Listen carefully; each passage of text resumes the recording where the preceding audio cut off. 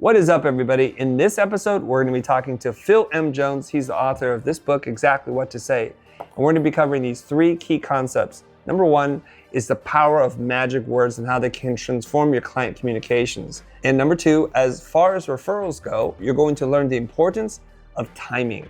And timing is everything. Number three, we're going to learn how to package your requests so that people say yes. This and a whole lot more is going to help you change the way you communicate with your clients, whether you're a designer, entrepreneur, or a creative. So let's dive in. My next guest is someone I have quite a bit of familiarity with, mostly because my good friend Carlos Garcia has been talking incessantly about him nonstop. And he gifted me his book, and it's called Exactly What to Say. And I highly recommend it. It's moved on to my top 5 books on sales. There's a couple of reasons why. We'll get into that a little bit later. And from the cover, it says, this is the dictionary of business success language. Right from page 1, you're given this strategy to change the way you influence others. This is from Scott Stratton. So my guest today is Phil M. Jones.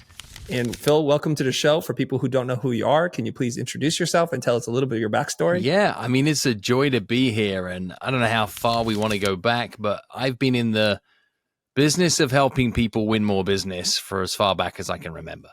So I started in my first business when I was 14, knocking on the doors of my neighbors, asking them politely whether they wanted their cars washed. By the age of 15, I was making more money than most of my school teachers, had kids in the year below doing the bulk of the car washing. And I've built a career from there in senior sales leadership positions, built companies in the world of real estate. I've been head of retail commercial director for 2 Premier League soccer clubs, and then started a little sales training company in 2008. A little sales training company that delivered sales skills to people who didn't see themselves as salespeople. So that would have been everybody from creatives to professional services to independent business owners to brick and mortar businesses that wanted to be able to get more from their existing customers.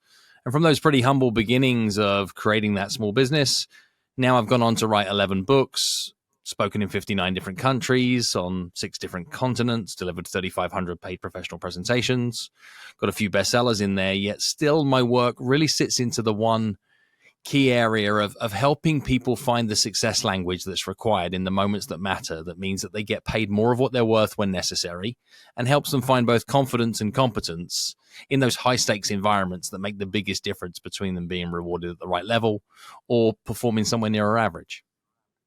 Well, I don't say this often, but I'm going to tell you right now so that it doesn't get lost. If you need to pause this episode, go to Amazon and add the book Exactly What to Say by Phil M. Jones. There's apparently a lot of Phil Jones out there, so I understand the M. necessity. It's like the branding guy probably gets the M. Like, I can own Phil M. Jones, and Chris, get this, right? Coming up, yes. There was a Manchester United soccer player by the name of Phil Jones that was tipped to be the next England captain in the soccer team. I'm like, all right, just went through a giant transfer to Manchester United. I'm like, okay, well, I'm not going to try and be the most famous Phil Jones. I then look at on Google, Phil Jones speaker. Phil Jones is a bass amplifier manufacturer.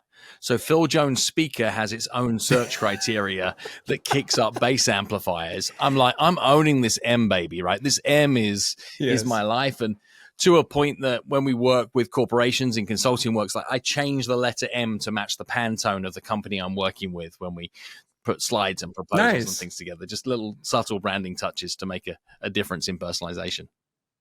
Well, I guess we can't have everything. You're crushing at age 14, 15. So later on in life, it's like you're kind of cursed. You can't catch a break with the name. So you'll have to use the I'm going to be the most famous Phil M. Jones. I can do that one.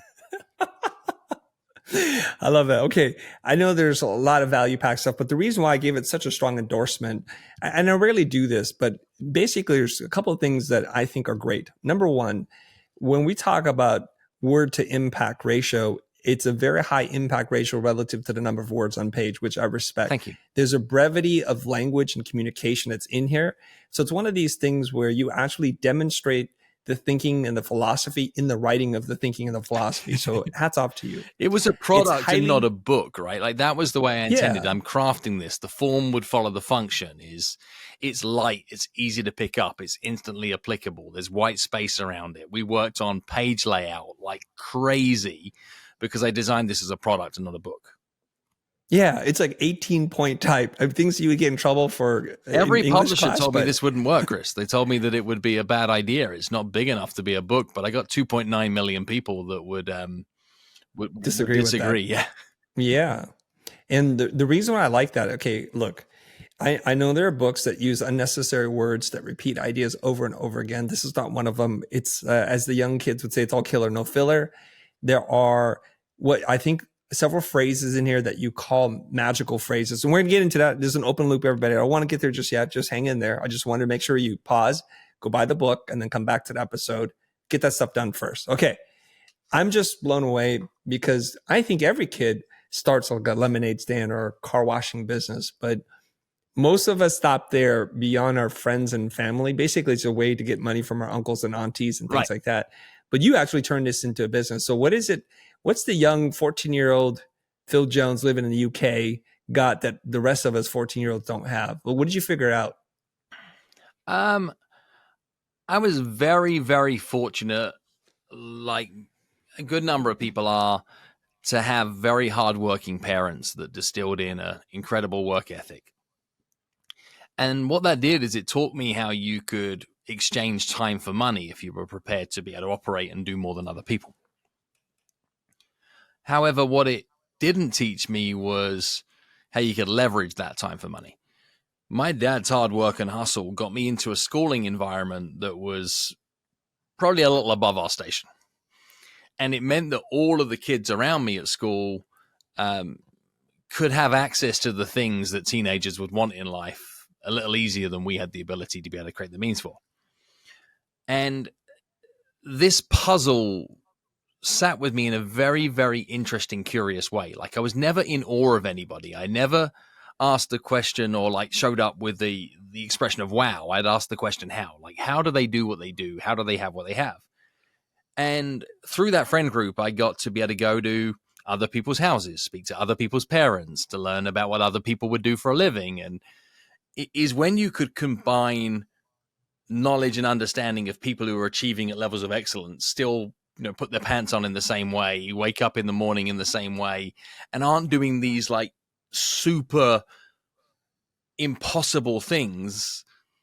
They're just having access to some information and some insights to others. Plus, I've got hard work and hustle.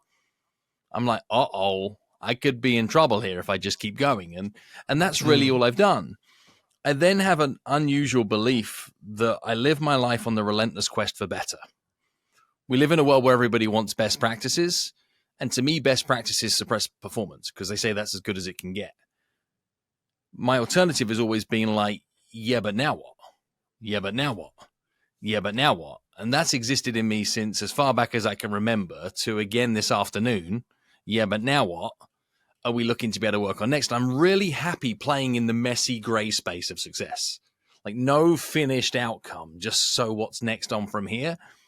And I believe that strategic curiosity has fueled just a step onto another step, onto another step, onto another step. And I kind of position this in the speaking world, right? Is I'll do 100 high-level professional engagements a year. I sit on some of the best stages in the world, and like I opened for Tony Robbins last year, and all these other like really cool experiences. And I have to pinch myself. I'm like, how the heck did I end up here? And then you second guess yourself, and you go, well, hang on. If not me, then who? And you then second guess yourself again and say, well, if somebody else can do it, can somebody else be me? That's a question. And sometimes the answer is yes, and sometimes the answer is heck no, right? I can have all the passion, hustle, belief in the world that I want to play in the NBA. It ain't happening. Like that ship has sailed. In fact, that ship never probably made itself into the port. That ship was never even built. That ain't going to happen for a 5'9" white guy from the UK. That's an almost impossibility. I didn't grow up playing the sport. I don't have any ability to be able to do so. The lesson and learning gap, impossible. But there are many other things where actually, if you're brave enough to go, what would it take to do that? The answers become very clear if you're prepared to be patient and prolific enough to work through the steps. And that's been my life, Chris, is I'll just continually work out how somebody else is doing the thing that I'd like to do more of, and then be prepared to do that work. At 14, who do you model yourself after? What's the pitch like? How is it you're able to do this? And clearly here, there's an entrepreneur in the making, right? There's an entrepreneurial background. I mean, I was reading Richard Branson books when I was 14, 15. Like, we didn't have the internet back in my day, right? I'm older than I look. And we weren't in the situation where access to information was easy. And I actually view it as a little bit of a blessing because my ignorance was my gift. I didn't realize it was as hard as it's actually been.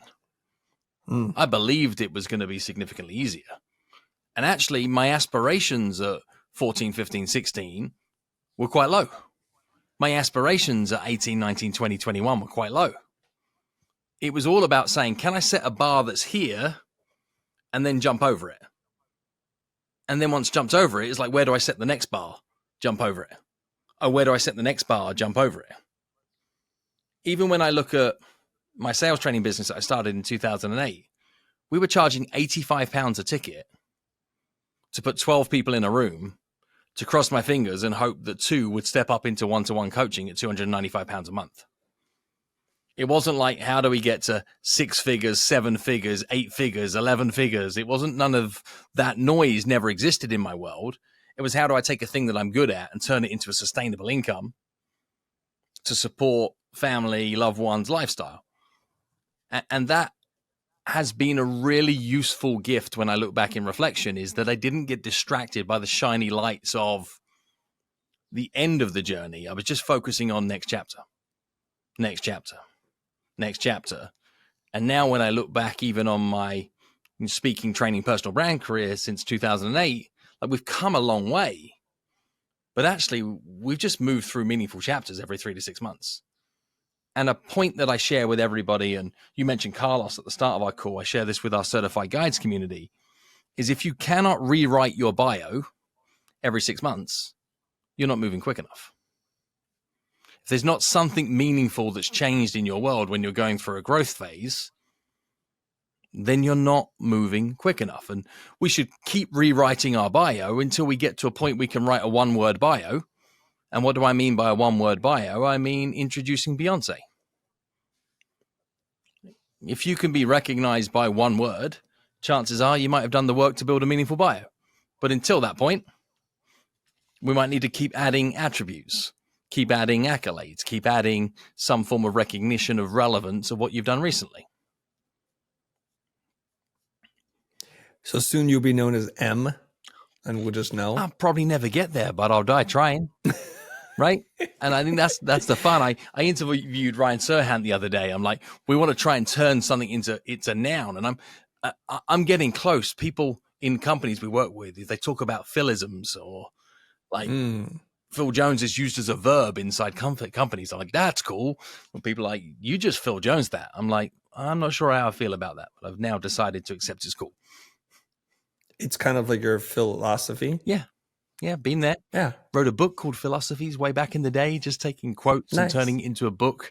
That was before people would productize and create courses out of things. Nice. Okay. I mean, I love what you're saying. I just want to kind of not unpack it, but just hit it a little bit harder, which is the journey of 10,000 miles begins with a single step. Yep. It's like, don't get caught up with the end and just do continuous improvement. I love the way that you phrase this, like rewrite your bio every 6 months. I always look at it because people are like, what is happiness for you? It's perpetual growth. Yep. And people don't understand that. They get to a certain place. And I think you said this about best practices. You think that once you get there, that you could just rest and not keep going. There's no such thing unless you become Beyonce, I guess. Yeah, but even then, you're just good enough to know that you've got 50 to 100 years of reputational growth that can continue by, that you might be able to rest. And my favorite quote around success, or definition of success, comes from a guy called Paul J. Meyer, and I think it loops back into what you're saying there. And Paul J. Meyer defines success as the progressive realization of predetermined, worthwhile, and achievable goals.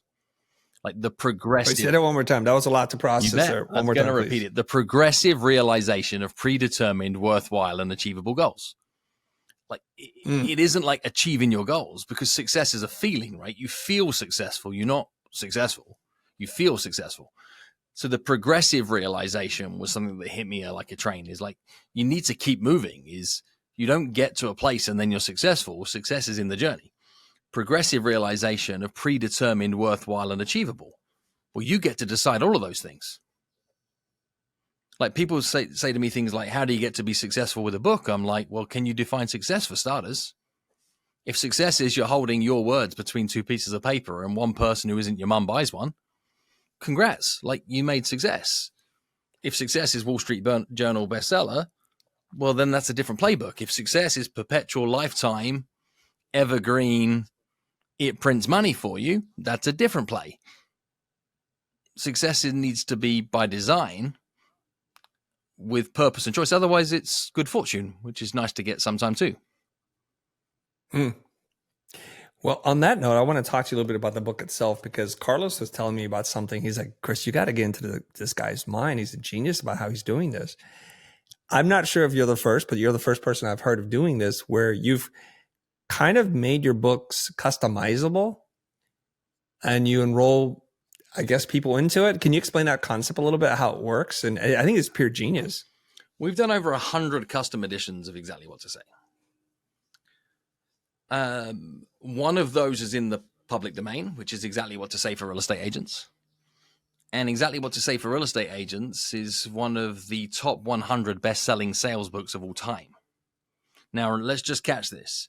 This is a derivative book in a micro niche industry that is one of the top 100 best-selling sales books of all time, even though it's not in that category and it's a micro niche. And if you ever want a reminder of how sometimes making sure the form follows the function and that you are not looking to be able to create a universal message for everybody, but take your universal message and position it to individual groups of people all the time, the customization of the book is a brilliant case study for that. And we wrote Exactly What to Say for the automotive industry. It's kind of fun because I don't see it too often. The book you held up at the front of our time together today is the Exactly What to Say Professional Photographers Edition. That was produced and sold in bulk of 10,000 units to the PPA as part of a speaking gig that exists inside Induction for professional photographers joining the association. So some of our custom editions live inside of organizations, associations, etc., that have funded it for their company.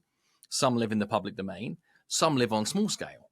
So if I run an event and a company wants to be able to do the book in their colorway, and I think I just got one on my desk here right now, like this is Metrics Coaching Edition of Exactly What to Say that was produced at 100 copies. 100 units. We managed to do that and make that profitable and valuable for both parties. Their Pantone, their colorway, their forward, industrial strength business card on the back of the card, on the back of the book. And I can still make profit on that.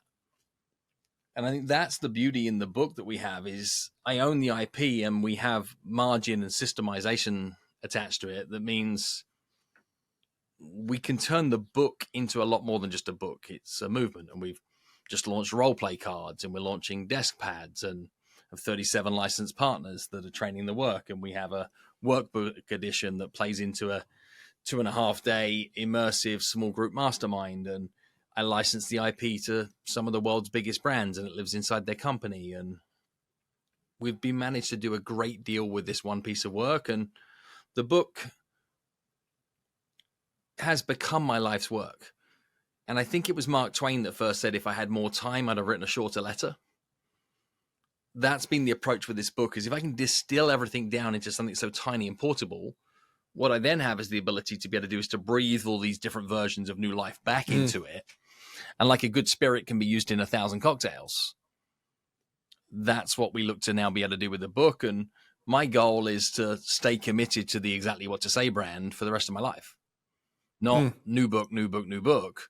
Let's just stay true to the core principles. And I believe that if you're fortunate enough to be gifted a greatest hit, never get bored of playing your greatest hits. That's a concept a lot of creative people like myself struggle with, Phil, because we're like on to the next hit and we don't maximize what we've already created. But you can be creative, and the music industry allows you to do this. Like I look towards artists like Ed Sheeran and the number of collaborations and creative reincarnations that have come through remixes and you know, alternative application, and then writing in the background and being creative for other people, etc. But still a core identity of the main thing being the main thing. And without that, your brand ends up being diluted. Yeah.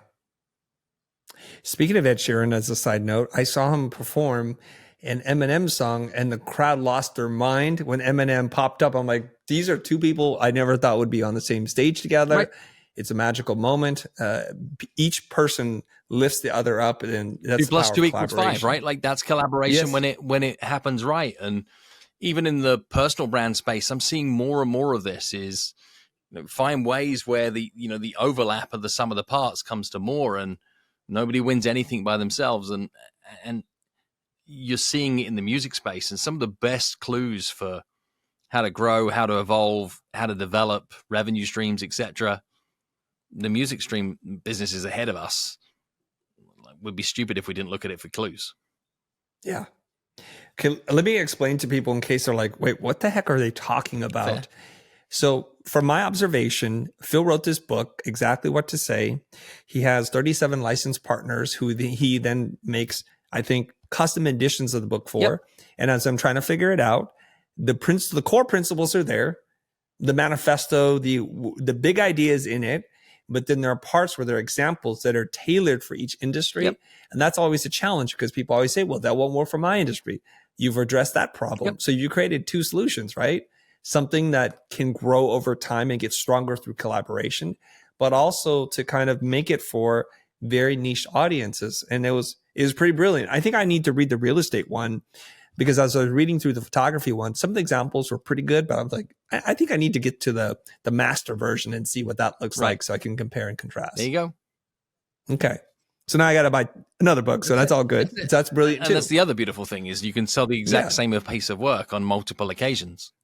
Okay, so this is an author, entrepreneur who's thinking about books differently. This is a system. This is a modular product. Like you said, product. It's not just a book. There's something much bigger to it, this IP, and you can roll it out in many different ways. But to get to the core components of the book, you said there's something about magical phrases. Yep. Please explain that. The book is 23 sequences of magic words. And what magic words are sequences of words that talk straight to the subconscious brain. Subconscious brain is powerful in the decision-making process because it has a yes output and a no output. People think that no is the enemy of yes in the world of sales. It isn't. No isn't the enemy. Maybe is the enemy. Indecision is the enemy. So if you can show up to conversations with more competence and confidence to help people reach a decision, regardless of what that decision is that somebody makes, then what will happen is you'll increase the rate of decision. If you can increase the rate of decision, you can increase the rate of action. If you can increase the rate of action, you can increase the rate of transaction. It's that easy and it's that hard. I've just distilled down some success language that actually between you and I is not really magic words. These are 23 deep-rooted principles around influence and persuasion, disguised as magic words. Because I've learned that if I try to teach people principles, they struggle to find examples. If I teach people examples, they trip over principles. My friend Jewel was telling me something about this recently. She says, Chris, you're a top-down teacher. So I'm trying to teach principles. And people are like, what? Right. She said, we're bottom-up learners. Give us the individual components. We'll figure out the principle. And you just said that in a different way. And I love that. Yeah. And both need to exist depending upon the group that you're learning with. But I think when you're operating at scale, and you get this, I mean, you and I had a conversation offline a short while ago about YouTube, and the way you approach YouTube is to find the way to serve the many, and headlines and titles and descriptions, etc., are doing that, and you give them what they want and then teach them what they need. Yeah. And we're just doing the same in book format, is helping people to deliver upon what their number one outcome was. And I think one of the biggest reasons that this little book does so well is even down to the titling. We talk about titling, the lessons there are huge, is this book used to be called Magic Words.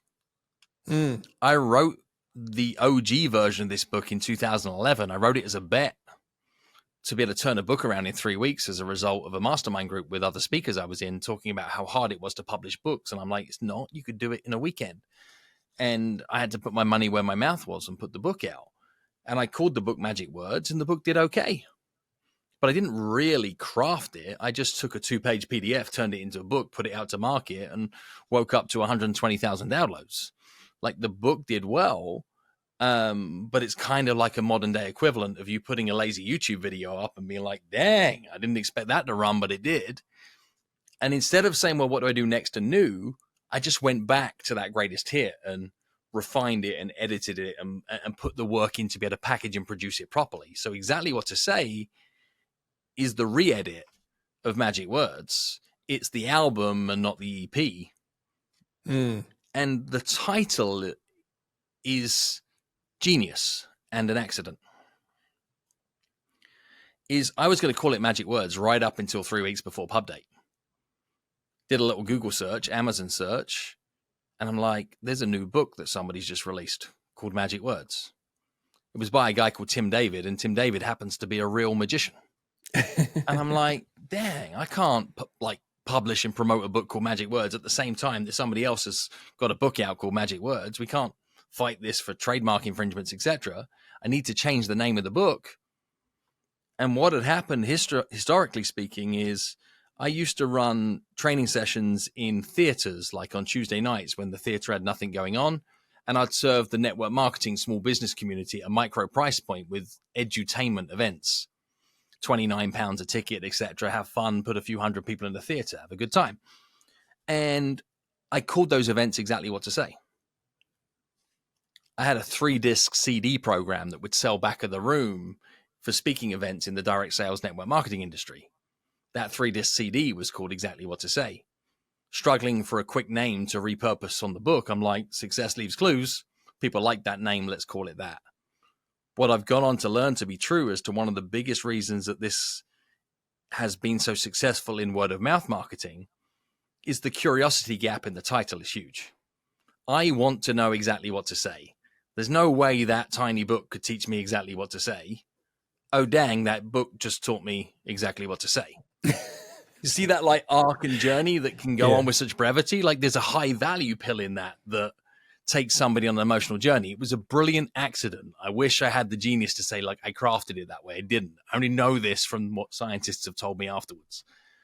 But it's been a fun ride. And it continues to be. Okay. Well, let's get into it. What are some of the examples from the book that are these magic words? And first, maybe you can give us the example and then tell us why it works. Well, why don't we play this another way?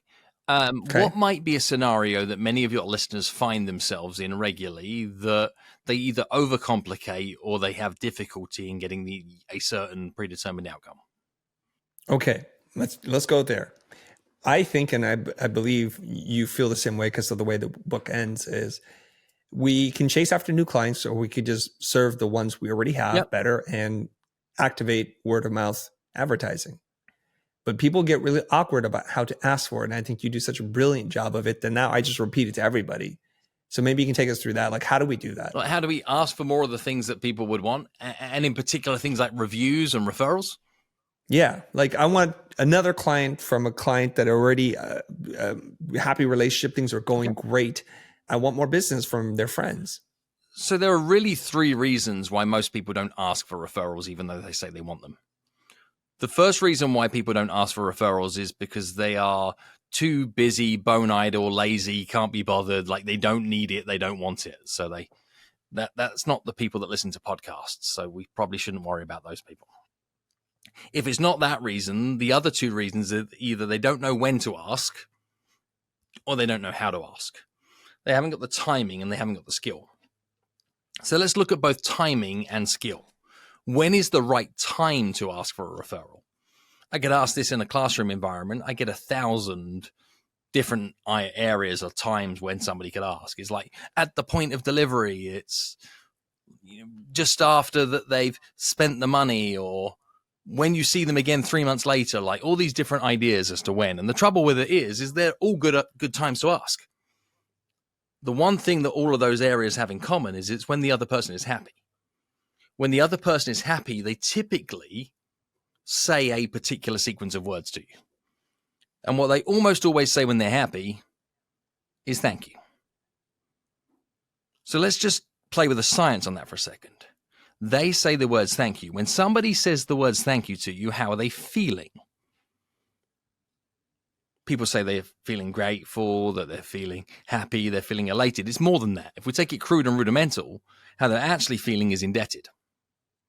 That's why we mouth the words thank you, is because we feel indebted. When I say thank you, I've repaid the feeling of indebtedness. The thank you is the repayment of the debt. When is the best time to ask somebody for more? Well, it's when they feel indebted, because they are motivated to want to do more to make themselves feel better. So if you're wondering when the best time to ask somebody for more is, just set these little ear antennas to listen to the words thank you. And next time that they say the word thank you to you, don't think like, aha, I'm awesome, pat yourself on the back. Next time they say the words thank you, think, aha, they in some way feel indebted to me. This is the best time for me to ask for more. I should probably ask for something at this point in time to help them feel better. So we've got the moment, we're listening for thank yous. We now need to know exactly what to say at the point in time where somebody says thank you. So what do you reach for? Well, you're looking for a sequence of words that you could use to get just about anybody to agree to do just about anything before they even know what the thing is, right? Like that's what we're looking for, Chris, is how do you get somebody to contextually agree to do a thing before they even know what the thing is? And for this, I typically reach for a volunteer, but you're the only one I've got. So Chris, any chance that you would do me a small favor? Sure, of course. Those are the words. See, I just asked you to do me a small favor. You agreed to do the thing without even knowing what the thing is. I guess at this point in time in our interview together, I could ask you to do just about anything. And you've already said you'd do it. The reality of it is, though, is you know and I know that I wouldn't ask you to do anything that was unreasonable. There's enough rapport and trust at this moment in time, and the same would be true for most people in their customer engagements. If a client just said the words thank you to you, and you just said, like, any chance you could do me a small favor, they would almost certainly say yes with the same level of confidence. Maybe a hesitance of curiosity, but they would be contextually agreeing to take an action. If I was to follow this through with a precise sequence of words onwards from there, I would position my next ask with the words you wouldn't happen to know. If I said the words you wouldn't happen to know, what I'm doing is I'm making it okay that the other person doesn't know. I'm letting them off the hook, but also I'm throwing down a small challenge. We all love to prove other people wrong. You wouldn't happen to know maybe just one person. Why would I ask for just one person as opposed to anybody? Well, just one person is reasonable. It's also specific. It helps them filter their own memory and a quicker level of efficacy. You wouldn't happen to know maybe just one person, somebody who just like you. Well, this is interesting, right? See, if I said somebody who just like you, what does that say to the other person? It says a few things. Well, it says, I like you. It's a compliment. It also allows you to go fishing in your mind in a smaller circle again. It makes the sorting of your entire network easier. You say you couldn't do me a small favor. They say yes. You say you wouldn't happen to know maybe just one person, somebody who just like you would benefit from. And this would be the only part of the framework I'd change. I'd just give somebody back exactly what they said thank you for. So if you're a graphic designer that has just helped somebody with a mesmerizing rebrand that helps them look like they're becoming the company they'd like to grow into as opposed to the company they'd used to be, you'd say you wouldn't happen to know maybe just one person, someone who just like you is ready to be able to reinvent themselves for the next decade, would you? And I'm leaving this now as an open loop question. If they said thank you to you for you getting them out of a pinch quickly and turning a fly around for them in a record period of time, you wouldn't happen to know maybe just one person, somebody just like you finds themselves needing somebody that can respond to things quickly, would you? So whatever they said thank you for, I'm going to give them that straight back because they've got their inbuilt, baked, portable story for how they could intro you to that other person, where they go like, you know how you're often finding yourself needing to make quick amends in design files and you don't have any resource, which means you miss the opportunity. They're like, yeah, that's me. They're like, I know a guy. We all love to know a guy, and the introduction is cleaner, is crisper. There's more I could bring to that script, but I think that's enough for people to listen to at this point is listen for thank yous, request favors, make it easy for people to introduce. to help them feel happier about how they are happy as to how you help them. And it's a gift to all involved now. It's a gift to you. It's a gift to them. It's a gift to the person that's receiving. And why is it a gift? Because it's well packaged. We know gifts are gifts when they're well packaged. It's called gift wrapping. We are gift wrapping requests and asks so the recipient feels valued and appreciated in the way the ask has been made. And the reason people struggle to ask is because they don't know how to package. You know what I like about this is it's not fancy language. It's common sense language, but language we don't often think of and use. And this is why I think oftentimes common sense is not so common. But once you lay it out, you now all have a choice. Right. And you could say to yourself, I can say this, I could do this. There's nothing out of my wheelhouse that I could not say. And you can imagine how the conversation is going to go. But if I were to dive a little deeper here and ask you what the magic words are, the first part of the question is, any chance you could do me a small favor? The request of a favor is the lift out of the magic words. Okay. So it's not just anything, it's a small favor, and it's reciprocity. They said thank you. So they've already primed themselves to like repay it. And I have this theory about, modern decent societies that we don't like living with debt. Right. Emotional debt, we don't want to carry, so we want to repay it because we don't want to be seen as some kind of parasite or user or taker. And it's not even, it's not as rudimental as like trading, but it is a feeling of self-worth. Like you don't want the balance of the universe to feel like that you're a taker and that you're not prepared to be able to give back. Is actually success is the movement. Like even money, like you don't have money. Money moves, and the movement of the money creates an economy, right? Yes. An economy of relationship is created in the movement of favors, asks, help, gratitude, gratification, deliverables, service. Like it has to move. If it gets static, that's where we get stuck. So, yes. I think we're saying the same thing. Yes. And the other thing that people don't often realize, and Dr. Cialdini writes about this in Influence, is oftentimes our desire to reciprocate outsizes the actual thing that they receive. Right. So you've done a great job. Let's just assume you've done a great job. And the reciprocity of that favor should be giant, but you know what? It doesn't need to be. You're asking, hey, any chance, can you do me a small favor? Right. Would you categorize the word any chance as the wrapper of the request? Or is that just part of the language? The specifics in there that hold the most currency is the request of the favor. Yeah. What we're doing around that to soften, to position, to add curiosity gaps, that's just skill in deliverable. I believe that every word that leaves your mouth is helping or hurting. Nothing is neutral. If it is neutral, it was a waste. The heavyweight story math in that we'd call out is the request of a favor. Yeah. Because the reason that I would say that, particularly at scale, is there are a number of people that would say, I could never say, is there any chance? Like I'm from the South. Those words would never leave my mouth. Right. But they could say, a version of like, hey bro, like you good for a favor? And that might be more realistic. Yeah. Like everybody can find their way within their vocabulary, within their dialect, within the way that they show up around others to request a favor. Yeah. Not everybody could say, is there any chance? But you know what?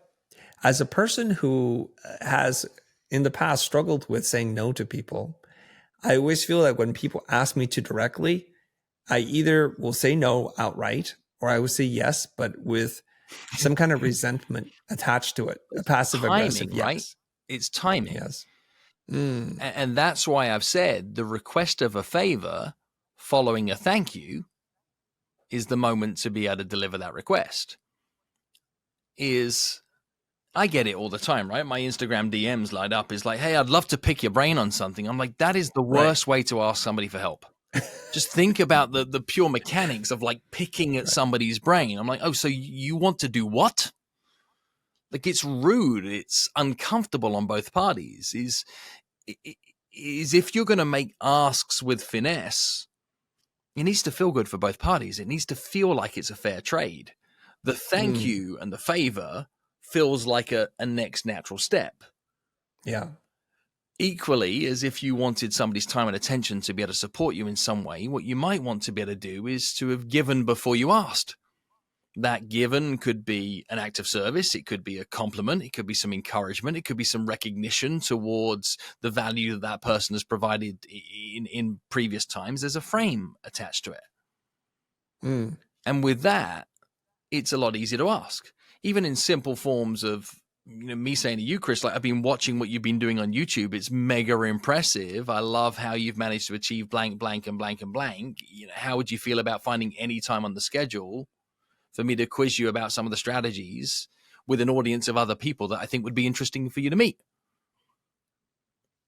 That's a nicer invitation for everybody involved than, hey, I want to pick your brain on how you're crushing it on YouTube so I can steal your best ideas. Right? Yeah. Like, one feels violated and the other feels appreciated.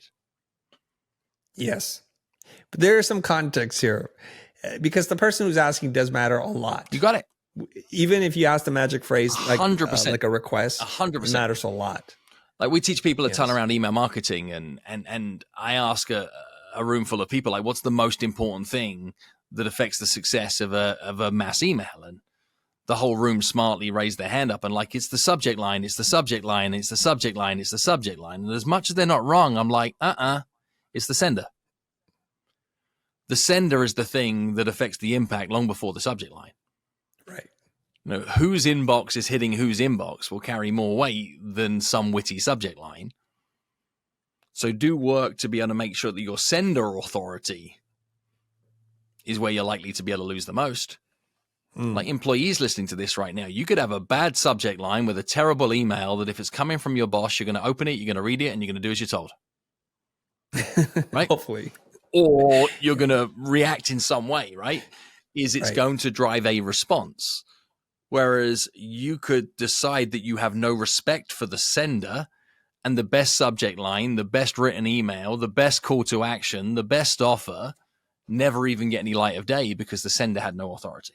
So I agree, is the words that we provide in Exactly What to Say are a pantry of ingredients to help you conjure better dishes when you are communicating with other people.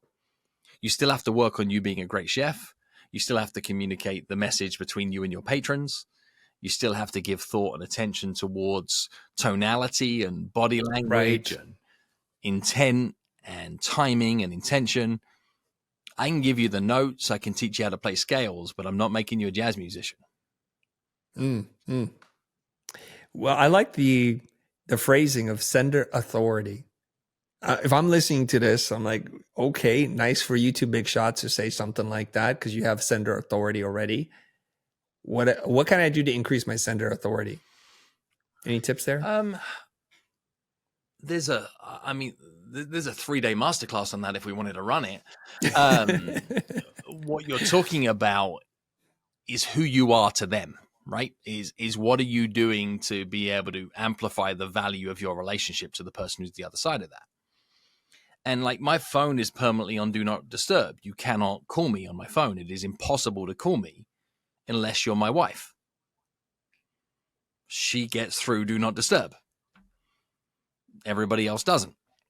That's sender authority. So what can you do in the relationships that matter in your life to be able to grow your equity and grow your stock? Well, some of it is getting clear on who are the people you help and what are the problems you solve for them, and then build a proven track record of being able to solve those problems. In simple mass marketing, that is, if you keep showing up, and last time I read from you, it was valuable, and the time before that I read from you, it was valuable, and the time before that, it was valuable, there's a chance that next time something comes in, I decide it's valuable before I read it. That's just habits breeding behavior. So you could be doing that. I think more than that, though, is you can work on how your offline reputation affects your online authority. The quickest and easiest way to be able to accelerate that is friend to friend. Is if you can be a friend of somebody who already has online authority or inbox authority in that person's life, you get the side door access. Everybody's trying to get through the front door. The front door is well guided. The back door is sneaky. The side door, nobody gives any thought to, but the side door access into relationships is often the fastest and the easiest door to get through if you're prepared to do some work before the work. So if you're looking to grow authority, I'll be looking at who holds the key to the side door. How do I get to add value to that person so that when I show up, it's friend to friend? And the same would be true on referrals. Like, I don't want the referral, because if somebody gives me the referral, i.e. the name and the number, too quickly, well, I just swapped a meaningful introduction for a lead. I'd be better to stay in that messy space for a little and wait for the introduction to be able to present itself. And I'm working a speaking gig right now. It came up today with a little company called Beachbody. And they've been on my radar for about 5-6 years. And for years, people have said, like, why don't I just give you the number of the person that is involved in the booking of events there? And then you can call her and like tell her how awesome you'll be at the event. I'm like, that's not that helpful to me. What I need to grow authority all the way around this, so that what happens is my inbox pings in the other direction. And it's being patient enough to orchestrate that dance, that when you're looking to win big opportunities, you want the opportunity to arrive with the right level of authority attached to it, like friend of friend introduction, huge weight and body of work that means that the resume adds up. So I'd view it like, if you're going to a job interview to get your dream job, you don't want the interview. You want the interview when you've done enough to mean that your resume meets the opportunity, so that when you get the interview, you've got a fair chance of getting the job. Get the interview too early, guaranteed failure. So that's what I'd be working on for inbox authority, is where can the message meet the moment? And what you can do is you can work on all of your credibility over here before you show up and ask. And we did an Instagram live, right, with Carlos, who you mentioned earlier, and it talked about all the creatives that are just blowing up people's inboxes by offering to do free video services for people. I get maybe 30 requests a day from video editors telling me that what they can do is turn me into the next viral sensation, all by re-editing our existing videos. And like, how does one differentiate when everybody is making the exact same offer? Well, what you choose to do is ignore all of them unless there's a friend-to-friend introduction. So why not do the work to find out who the friend-to-friend is? Do the work to name drop somebody whose name you know matters, not just an ego name that you're looking to flex upon. And watch how, in a sea of sameness, your authority gets amplified enough for you to have visibility and credibility and authenticity. Now I want to check your availability. These are the 4 things we should always be looking to work when we're trying to build a business, is visibility. But you want to be seen to be doing the stuff you want to be seen to doing, not seen to be doing the wrong stuff. Credibility is, have you done this before? Have you done it recently? Have you done it for someone like me? And can you prove it?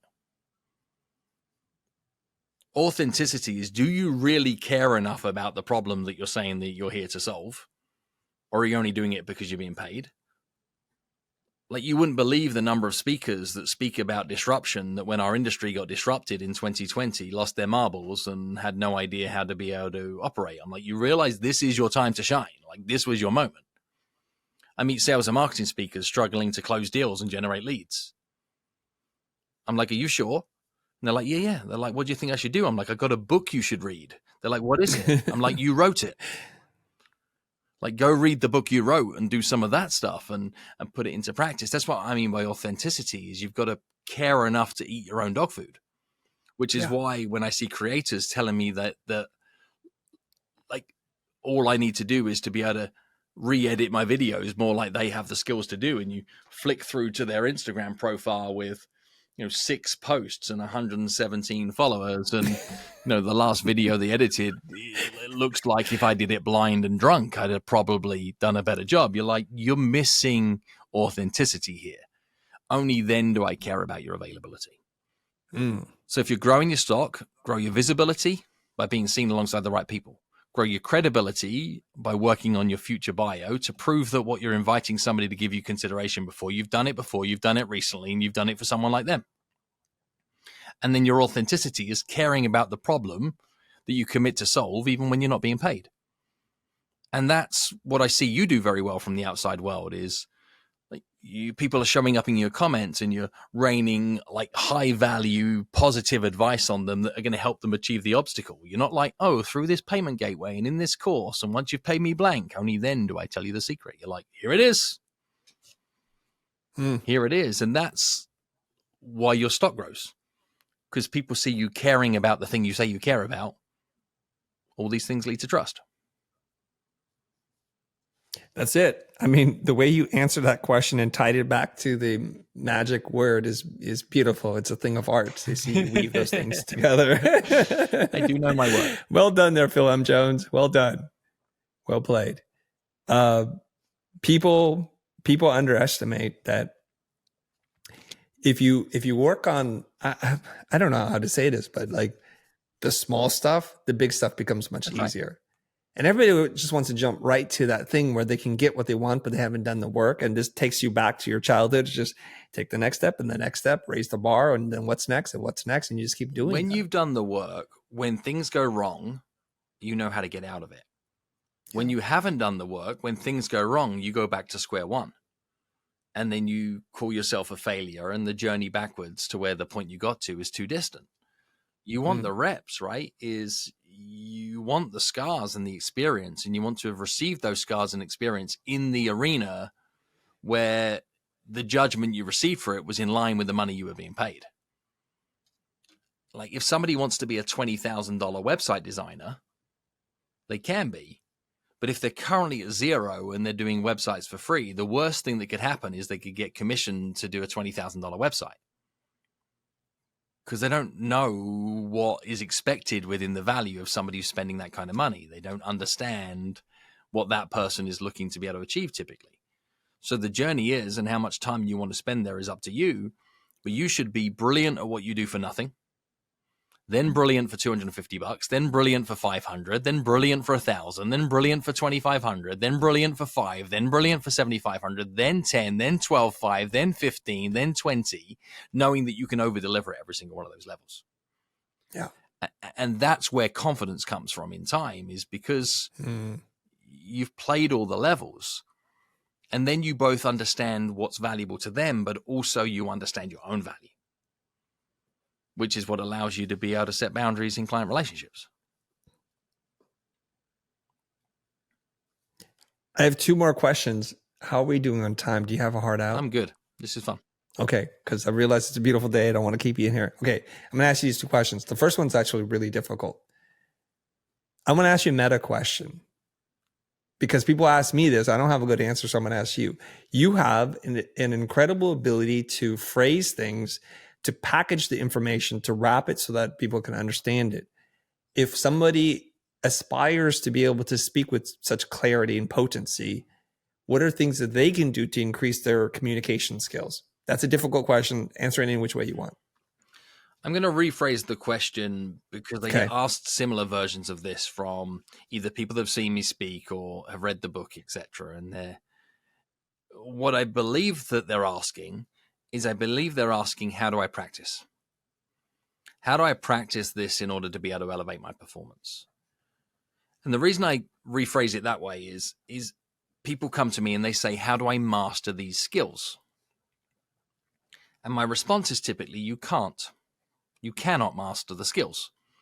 You can only choose to practice, just like meditation or yoga or any of those other softer art forms. Is you can make an commitment to practice so that you can act with more intention.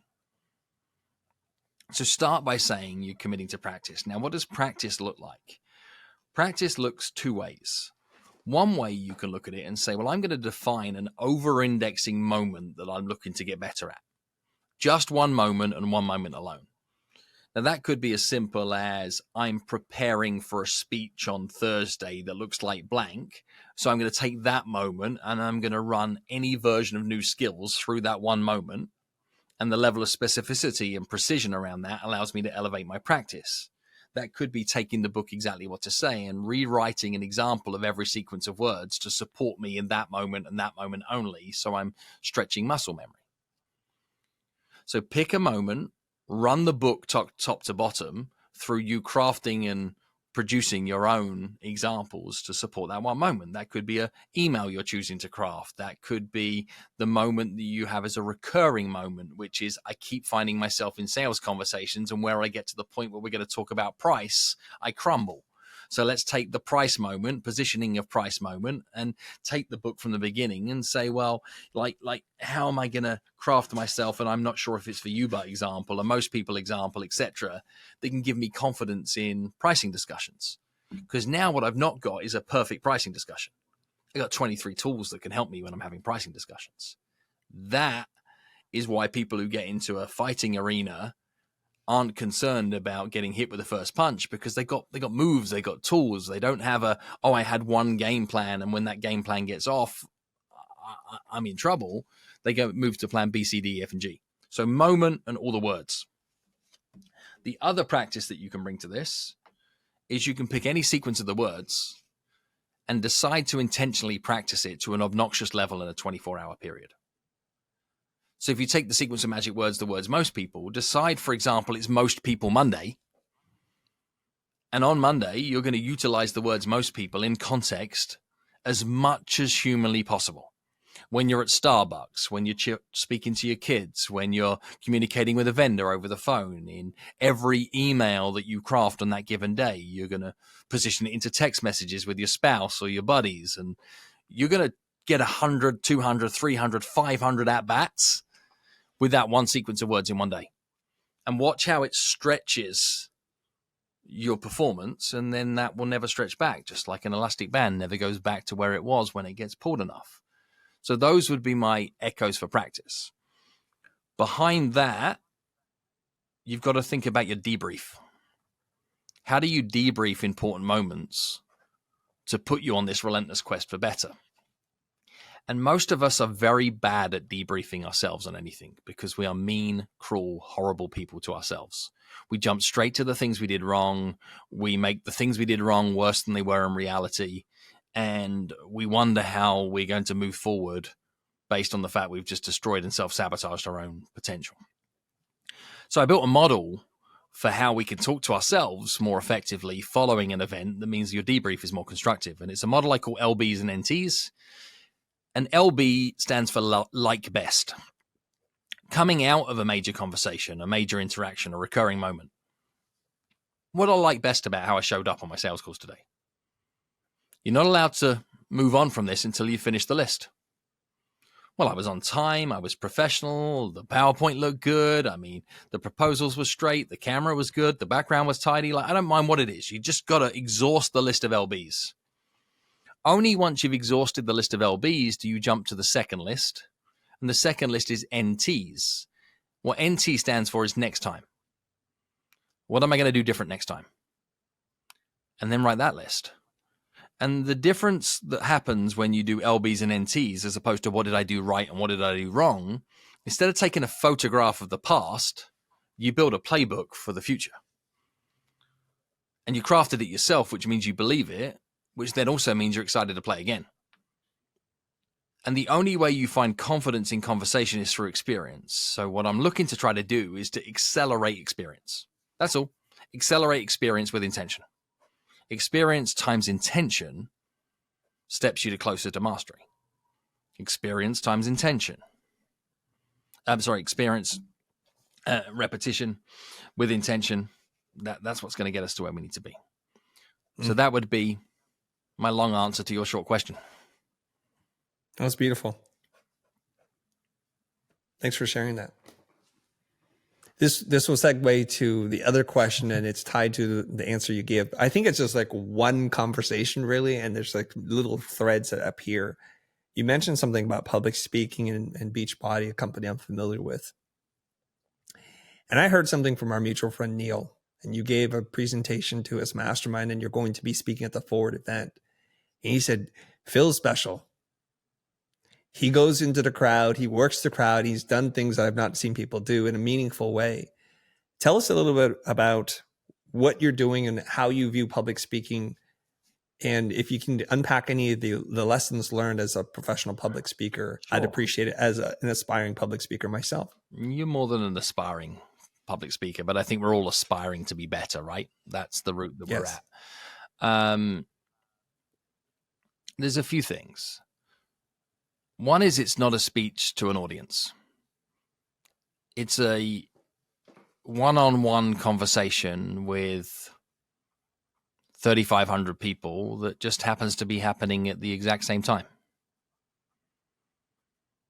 Like, this isn't you to a block of 3,500 people. This is you with 3,500 invisible threads to everybody who's in that space. And that number could be 12, it could be 1,200, it could be 3,500, it could be 247.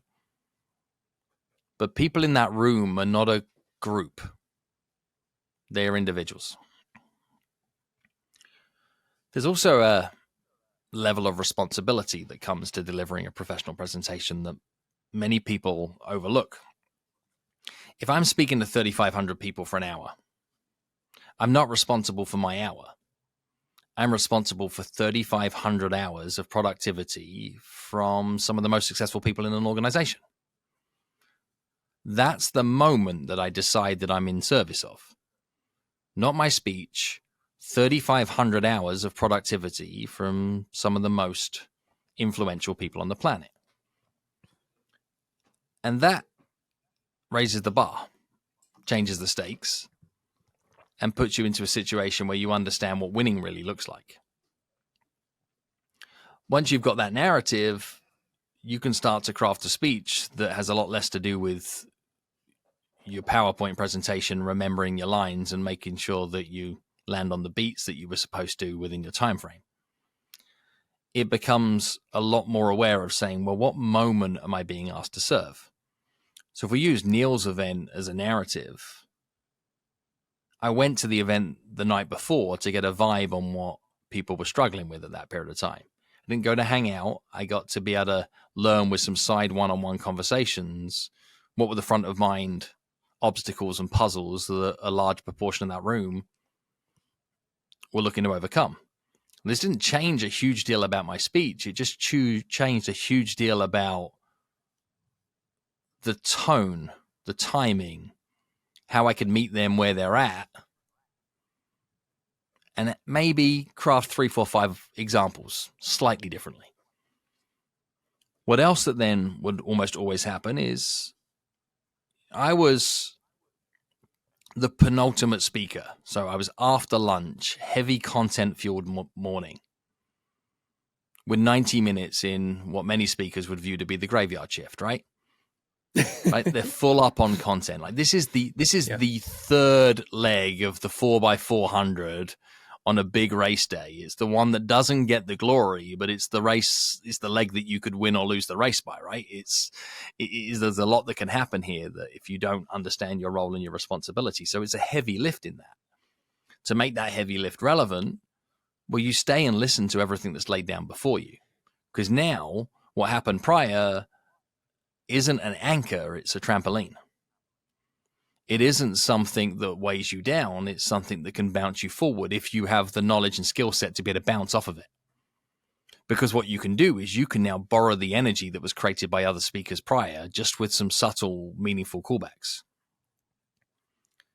The reason in that environment, the choice was to then on purpose walk the floor is people miss the fact that most audience members don't listen with their ears, they listen with their eyes. When lethargy exists in an audience, the easiest place for them to be able to zone out first is eyes. What they can then do is just go into a meditative state that they were there, but they weren't really there. You drop your eye level to their eye level.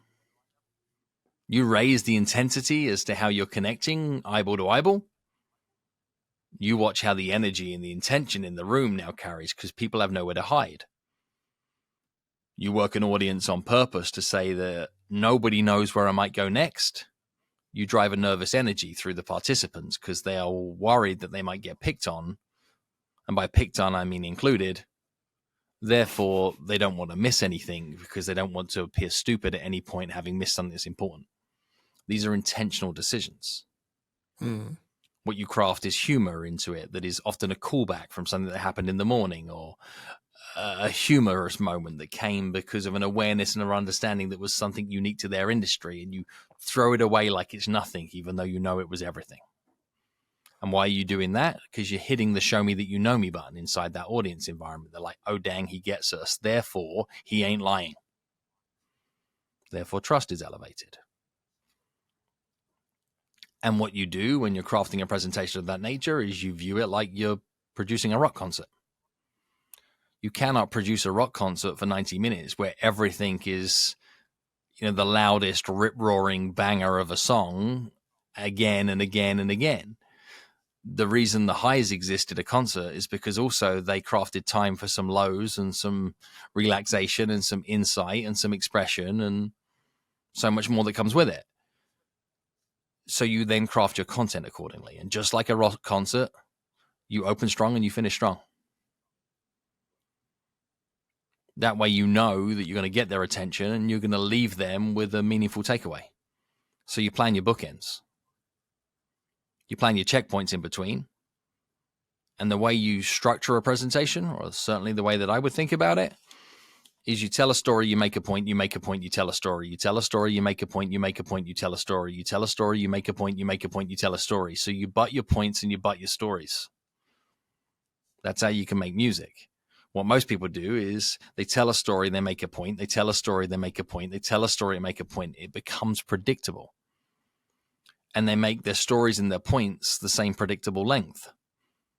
A point could be 17 seconds. A point could be 17 minutes. A story could be 30-second anecdote. A story could be a 6-minute segue. But you in purpose play with the track length. And now what you've got is you've got people listening to a melody of a speech that is a well-orchestrated playlist. So just mix all that stuff together and call it a speech.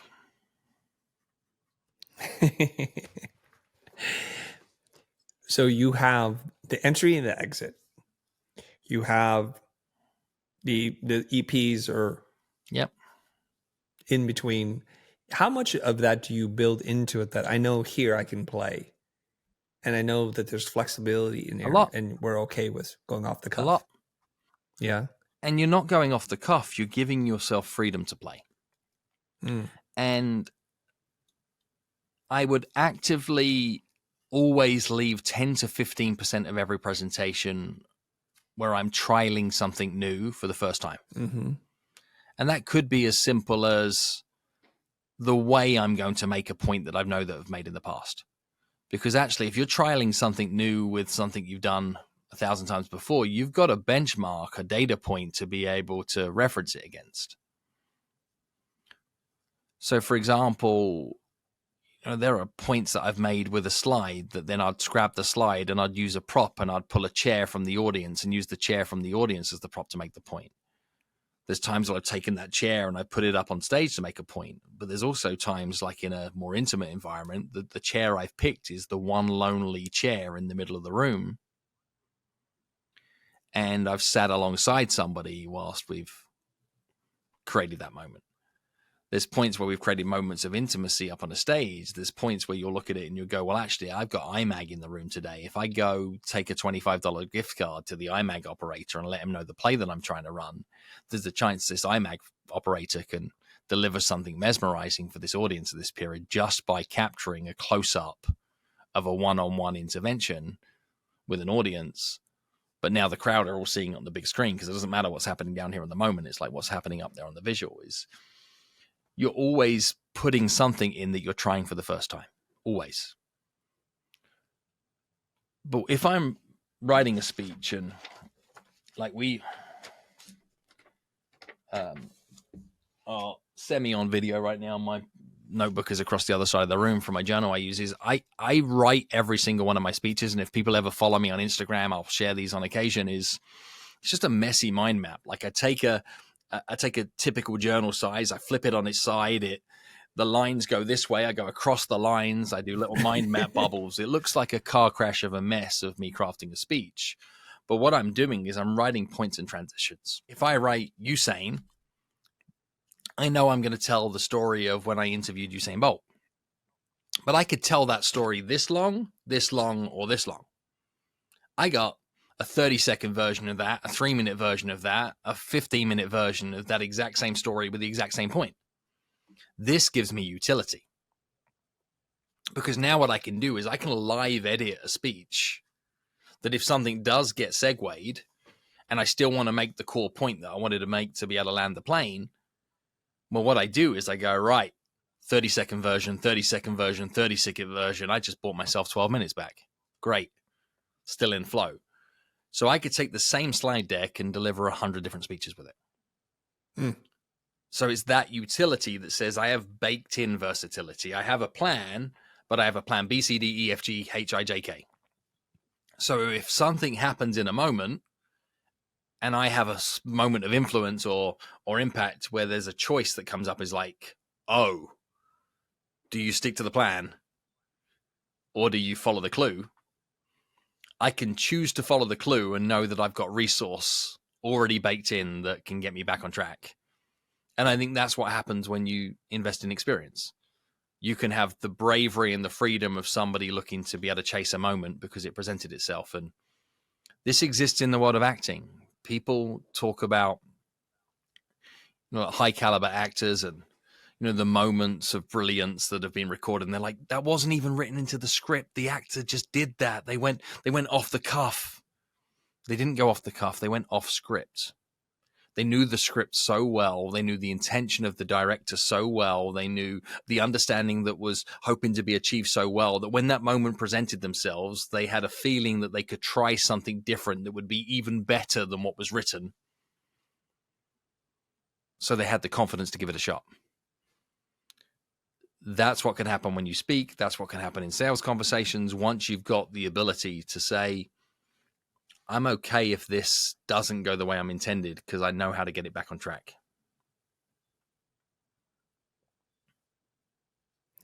Once again, you tied it back to exactly what to say. Beautifully done.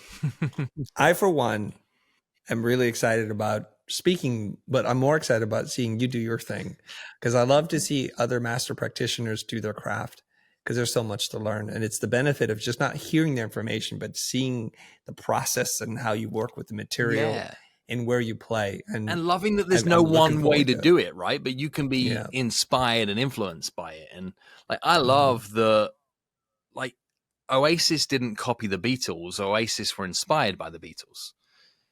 And we see it so much in our industry that people don't understand the difference between being inspired by other people and copying other people. And the trouble is when somebody copies somebody else, they don't have what it takes when that gets tested. But when somebody's inspired by somebody else, that's back to the collaboration that we were talking about earlier, where the 2 + 2 can equal 5. That becomes a multiplier. That becomes something that is excessive and in the right ways. And none of us have unique ideas. Every idea, belief, skill set, wonder that UI and everybody else listening has in their repertoire right now, it's not yours. We've just got our take on a number of things that have been learned and experienced by others that we've molded and thrown together to be able to create our unique flavor. But it isn't a new idea. It's just a new take on existing ideas based on your knowledge of different circumstances and different environments. So we're all the sum of some parts that came before us. Yeah. I believe that. Yeah.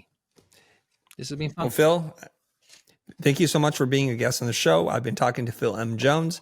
He wrote the book, Exactly What to Say. I believe there are a multitude of versions of this, but the one that you can buy that's in the public domain, as he says, is for real estate professionals. And the OG version as well. So the OG orange version. What is OG version? So yeah, search Exactly What to Say, Amazon, anywhere else you find books, you can grab it. It is also the most listened to nonfiction audiobook. So if you like to hear it in spoken word, then come grab it on Audible. And it's one of those books that people like to listen to on repeat. And I think that's why it gets those accolades, is because it has a 7.5, 8 times listen. And I don't know about you, I haven't listened to many books 8 times.